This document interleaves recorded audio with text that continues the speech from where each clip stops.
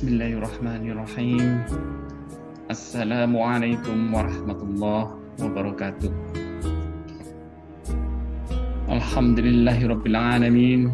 Wassalatu wassalamu ala asyrafil anbiya'i wal mursalin nabiyyina habibina Muhammadin wa ala alihi wa sahbihi ajmain. Wa man tabi'ahum bi ihsanin ila yaumiddin. Amma ba'd. Pemirsa yang budiman, alhamdulillah kita bersua lagi di bulan suci, bulan Ramadan, bulan ilmu, bulan Al-Quran. A'udzu billahi minasyaitonir rajim. Ya ayyuhalladzina amanu kutiba 'alaikumusiyam kama kutiba 'alal ladzina min qablikum la'allakum tattaqun. Wahai orang-orang yang beriman, diwajibkan atas kamu berpuasa sebagaimana diwajibkan atas orang sebelum kamu, agar kamu bertakwa.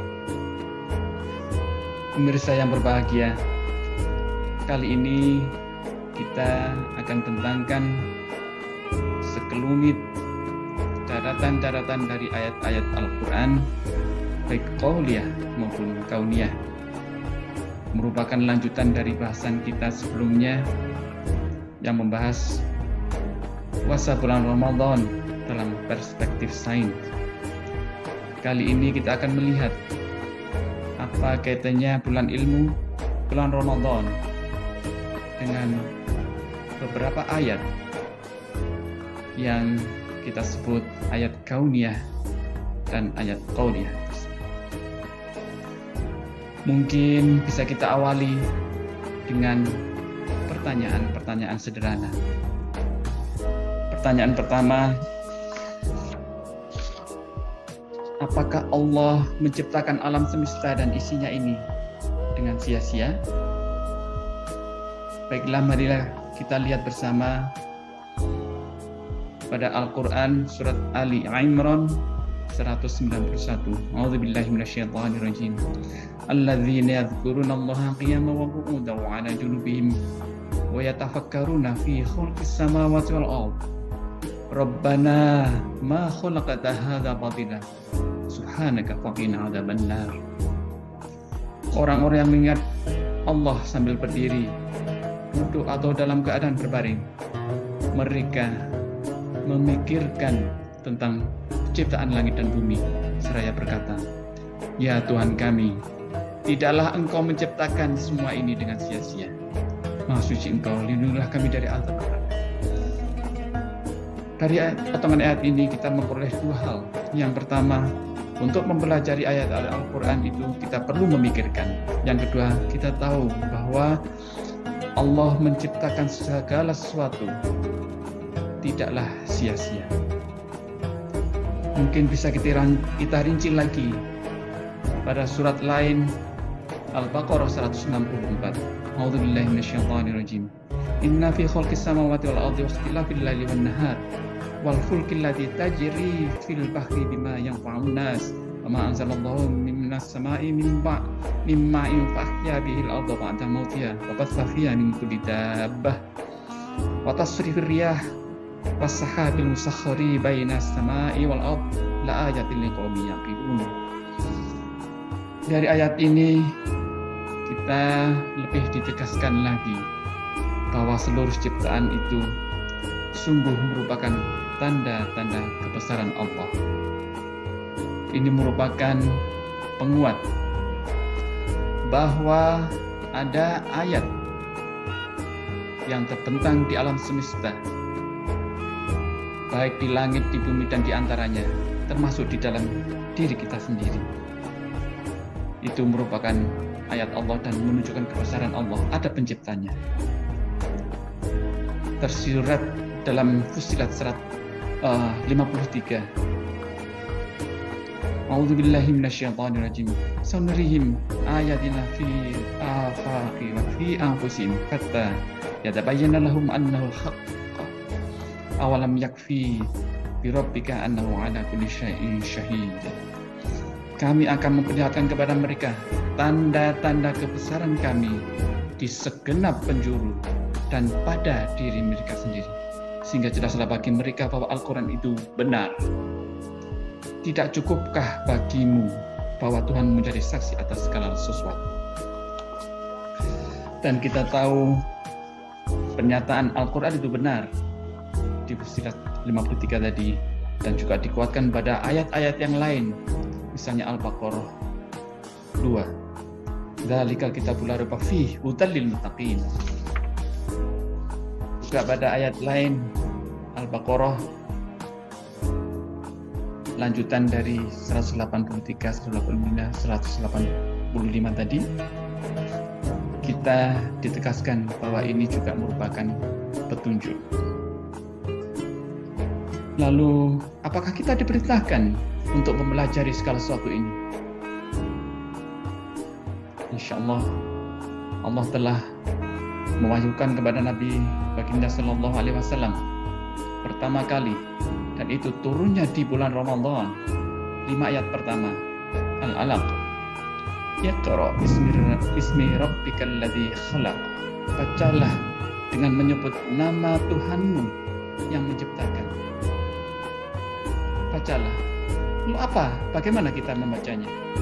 Dari seluruh ayat-ayat Allah, baik kauniyah maupun qauliyah. Jawabannya insya Allah bisa diringkas dalam 2 kalimat, yaitu tafakkur sebagaimana tadi yang telah disampaikan, perlu memikirkan, mempelajari, meneliti, menelaah, dan juga tadabbur, baik ayat-ayat kauniyah maupun qauliyah. Beberapa ulama memberikan penciri untuk keduanya.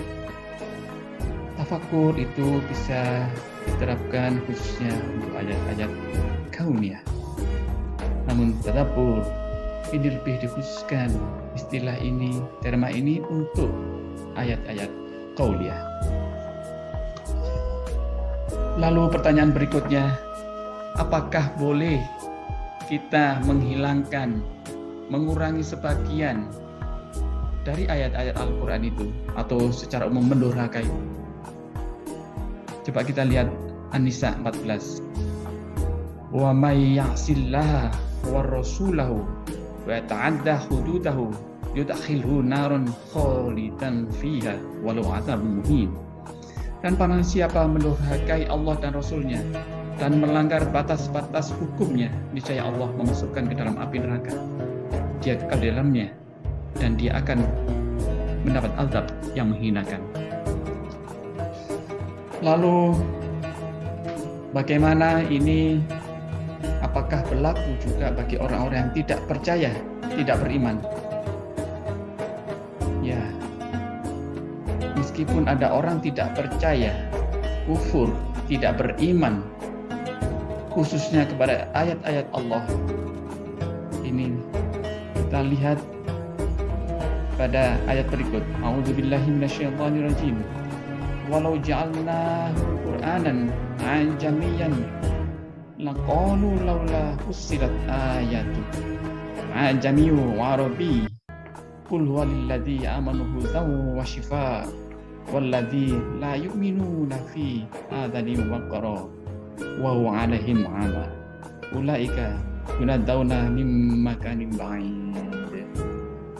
Dan sekiranya Al-Quran kami jadikan sebagai bacaan dalam bahasa selain bahasa Arab, niscaya mereka mengatakan, mengapa tidak dijelaskan ayat-ayatnya? Apakah patut Al-Quran dalam bahasa selain bahasa Arab, sedang Rasul orang Arab? Katakanlah, Al-Quran adalah petunjuk yang penyembuh dan penyembuh bagi orang-orang beriman. Dan orang-orang yang tidak beriman, pada telinga mereka ada sumbatan. Dan Al-Quran itu merupakan kegelapan bagi mereka. Mereka itu seperti orang-orang yang dipanggil dari tempat jauh sekali. Tentu masih ada hitungan-hitungan dari Allah yang telah ditetapkan tadi, baik melalui ayat qauliyah maupun kauniyah, yang jumlahnya yang kauniyah itu tidak terbatas dan kita juga tidak tahu batasnya. Lalu apa kaitannya dengan bulan Ramadan kita? Tentu Al-Alaq 1-5, para ulama sepakat bahwa itulah ayat-ayat yang pertama yang diwahyukan kepada Nabi Baginda Muhammad Sallallahu Alaihi Wasallam, dan itu sepakat turun pada bulan Ramadan, dan perintahnya adalah untuk mentadaburi dan untuk mentafakuri, baik qauliyah maupun kauniyah. Atau kita boleh menyatakan bahwa bulan Ramadan ini merupakan bulan kebangkitan bagi kita semua yang mungkin selama ini lalai, tidak atau kurang giat dalam mencari ilmu, mentadabburi Al-Quran, dan juga mempelajari segala sesuatu ciptaan Allah Subhanahu wa Ta'ala. Inilah momen yang sangat tepat bagi kita semua untuk refleksi diri.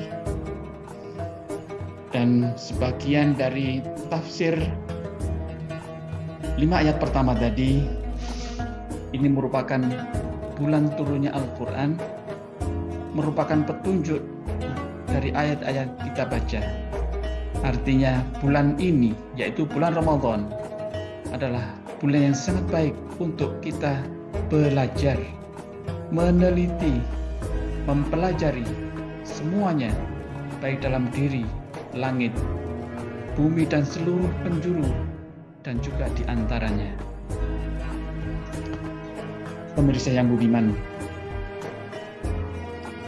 cukuplah kiranya kita menginisiasi bahwa bulan ini adalah bulan yang baik untuk belajar, mempelajari melalui ayat-ayat qauliyah maupun ayat-ayat kauniyah. Ramadan merupakan bulan ilmu, merupakan bulan wahyu, dan tentu kita berharap ketakwaan kita, keimanan kita menjadi awal dari rahmat Allah Subhanahu wa Ta'ala. Billahi taufiq wal hidayah. Assalamualaikum warahmatullahi wabarakatuh.